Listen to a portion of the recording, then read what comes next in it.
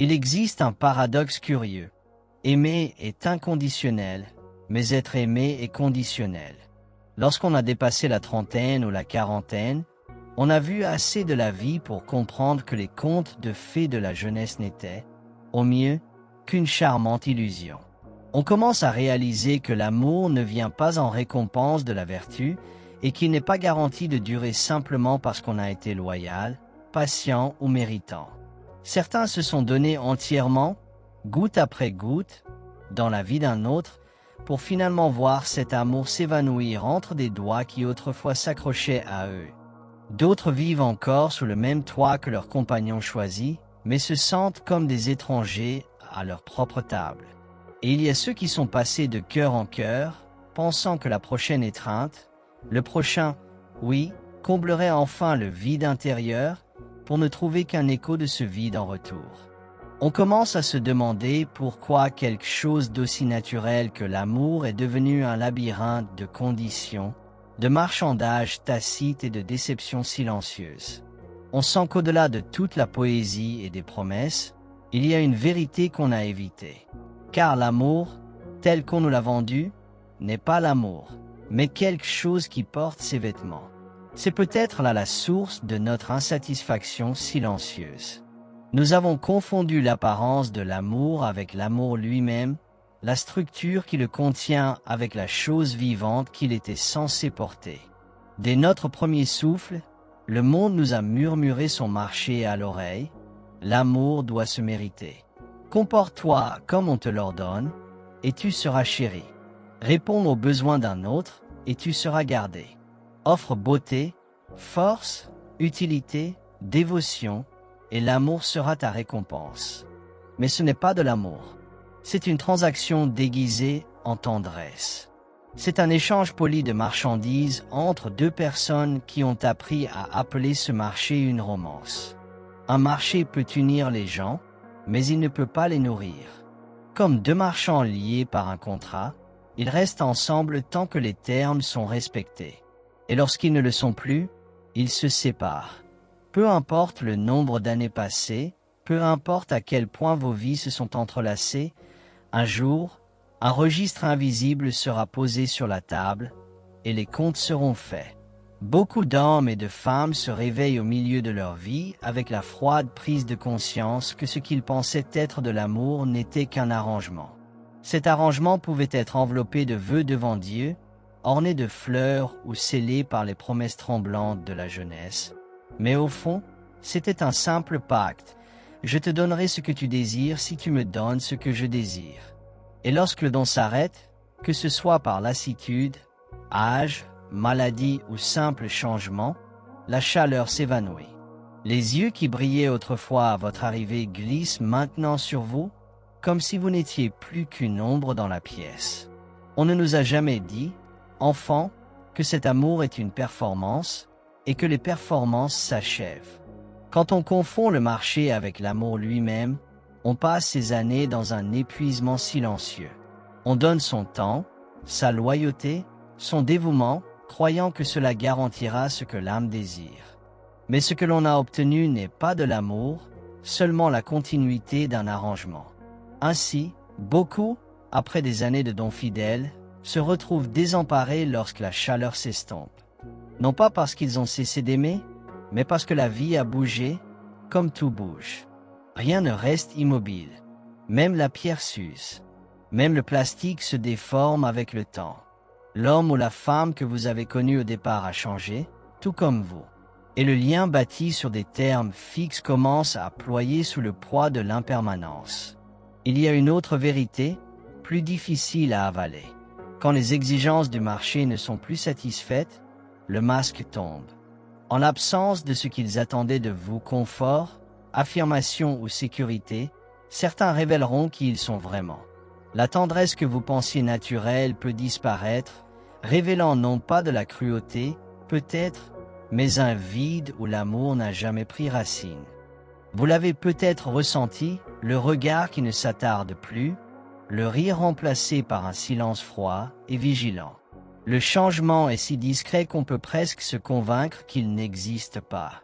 Mais dans ce silence, on le voit. Vous n'étiez pas chéri pour ce que vous êtes, mais pour le service que vous rendiez. Et quand une telle union vacille, elle ne se termine pas simplement. Elle défait quelque chose en vous. Elle vous laisse face aux ruines, vous demandant si vous avez jamais été vraiment aimé ou simplement nécessaire. L'amour n'est ni un marché ni une chaîne. Ce n'est pas « je ferai si tu fais » ni le décompte silencieux de qui a donné le plus. Cela appartient au marché, pas au cœur. Le véritable amour est une liberté, la liberté de donner sans registre ni exigence. C'est être pleinement présent avec un autre, non pour l'attacher, mais pour prendre soin de lui simplement parce que prendre soin est une joie. C'est un don offert sans l'ombre d'un contrat, sans la peur qu'ils doivent être rendus à parts égales. Mais voici le paradoxe, un tel amour ne peut être donné par celui qui en est affamé. Un cœur désespéré d'être aimé en retour attachera toujours, d'une manière cachée, des conditions à son don. Il observera, il mesurera, il attendra le retour. Et quand celui-ci ne vient pas, l'amertume grandira comme du lierre dans l'âme. Vous ne pouvez aimer librement tant que vous n'avez pas cessé de mendier l'amour. Et vous ne pouvez cesser de mendier tant que vous n'avez pas trouvé en vous une source qui ne s'épuise jamais. Cette source ne se trouve pas dans les yeux d'un autre, ni dans leur approbation. Elle réside dans la certitude tranquille que vous êtes déjà l'enfant de la vie même qui vous a donné existence. Appelez cela Dieu, l'Éternel, ou le mystère sans nom. Cela vous a aimé dans l'existence avant que vous ne puissiez mériter quoi que ce soit. Regardez le soleil. Après tout ce temps, il ne dit jamais à la terre, « Tu me dois quelque chose ». Voyez ce qui se passe avec un amour comme celui-là, il illumine tout le ciel. Connaître cela, c'est rester inébranlable, que les autres vous aiment ou se détournent. Alors, et seulement alors, pouvez-vous donner de l'amour comme le soleil donne sa lumière, non pour être remercié, non pour qu'on vous doive quelque chose, mais parce qu'il ne peut s'en empêcher. Aimer est votre liberté. Personne ne peut vous l'enlever. C'est l'acte de votre propre être, le débordement de la vie qui circule en vous. Vous pouvez le donner à une personne, à plusieurs, ou au monde entier, mais il reste vôtre à offrir. Être aimé, en revanche, est une autre affaire qui n'est jamais sous votre contrôle. Vous ne pouvez ni le commander, ni l'acheter, ni le raisonner pour qu'il existe. L'amour qu'on vous offre est un don de son propre chef, qui arrive quand il veut et part quand il le doit. C'est comme le vent qui caresse votre joue. Vous pouvez ouvrir les bras pour l'accueillir, mais vous ne pouvez le retenir pour toujours. Si l'amour vous est offert, recevez-le avec gratitude. Buvez-en tant qu'il coule, mais ne le saisissez jamais comme s'il s'agissait de la dernière goutte au monde. Car dès l'instant où vous essayez de l'arracher des mains d'un autre, il cesse d'être de l'amour pour devenir autre chose, une obligation, une pitié ou une entrave. Et souvenez-vous de ceci, vous êtes déjà aimé, non par les marées changeantes de l'affection humaine, mais par la source dont vous venez. Elle vous a donné vie sans condition, sans exigence. Voir cela, c'est savoir que vous n'êtes jamais totalement démuni. Si vous souhaitez l'amour des autres, cela doit commencer par vous aimer vous-même, non pas dans le sens superficiel de l'indulgence, mais dans le sens profond d'accepter votre propre être sans réserve. Car un cœur en paix avec lui-même ne mendie plus, il invite. Et lorsque deux cœurs de ce genre se rencontrent, leur amour n'est pas un échange, mais une rencontre de rivières, chacune pleine de sa propre source. Lorsque deux personnes qui ont appris à être en paix avec elles-mêmes se réunissent, ce n'est pas pour se combler, car leurs coupes sont déjà pleines. Elles n'arrivent pas à la porte l'une de l'autre comme des mendiants, bol tendu. Elles viennent en tant que donateurs, portant une abondance qui déborde. Dans une telle union, il n'y a pas de marchandage. Personne ne tient les comptes. Il n'y a pas de crainte silencieuse de qui doit quoi à qui.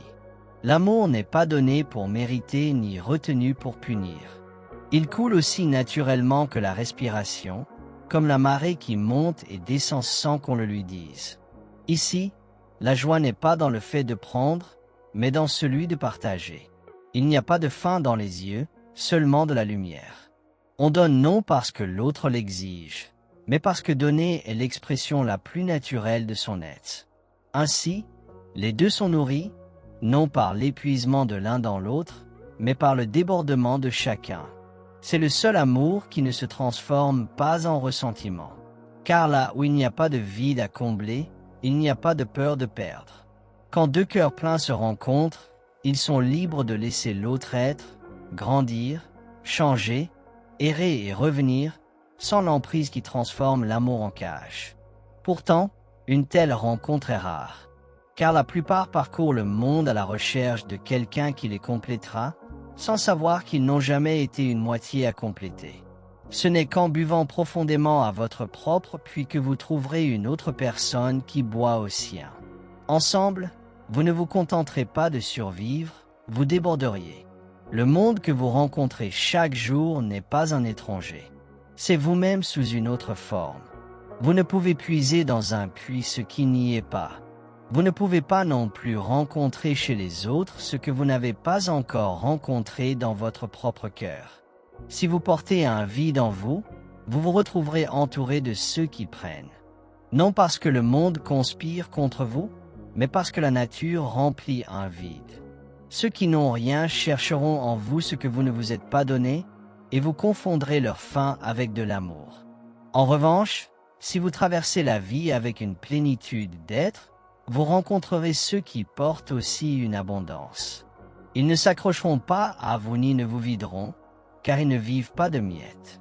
Au contraire, vous trouverez une aisance en leur compagnie, une reconnaissance, comme si vous les aviez toujours connus. Ce n'est pas un tour de magie mystique ni une loi cosmique cachée, mais une simple vérité des relations humaines. La profondeur à laquelle vous vous êtes confronté à vous-même devient la profondeur à laquelle vous pouvez rencontrer un autre. La plupart des querelles amoureuses ne sont pas entre deux personnes, mais entre les ombres non examinées que chacune porte avec elle. Alors, avant de chercher la gentillesse, la tendresse ou le dévouement dans les yeux d'un autre, tournez-vous vers l'intérieur et rencontrez votre propre regard. Non pour vous condamner ni pour répertorier vos défauts, mais pour faire la connaissance de l'étranger que vous avez longtemps porté en silence. Car c'est cet étranger caché qui invite les autres, cette présence invisible qui décidera si l'amour que vous rencontrerez sera une fête pour votre âme ou son démantèlement. Quand cette vérité prend racine en vous, ne la gardez pas pour vous. Placez-la doucement dans les mains de vos enfants, car ils entrent dans la même illusion qui vous a autrefois piégé. Enseignez-leur que l'amour n'est ni la romance tremblante des chansons ni le marché solennel scellé devant un autel ou la loi. C'est la volonté de donner sans l'ombre d'une exigence, de prendre soin sans la peur constante de la perte. S'ils n'apprennent pas cela, ils construiront leur maison sur du sable et les verront s'effondrer. Mais s'ils l'apprennent, ils se tiendront sur du roc, et l'amour ne sera pas une cage, mais un ciel. La question n'est pas « Comment puis-je trouver quelqu'un qui m'aimera ?» mais « Comment puis-je devenir quelqu'un qui déborde ?» Car lorsque l'amour n'est plus une supplication mais un don, lorsque la joie n'est plus enchaînée à l'approbation d'un autre, vous verrez que aimer et être aimé n'est pas quelque chose à poursuivre. C'est ce que vous êtes déjà. Vous n'êtes pas une moitié à la recherche de l'autre moitié. Vous êtes entier. Et de cette plénitude, l'amour coule, trouvant ceux qui le reconnaissent instantanément. Alors, l'amour cesse d'être une chasse, un marché ou une tentative désespérée de retenir. Il devient la lumière calme et constante du soleil, n'ayant besoin de rien en retour, mais réchauffant tout le ciel.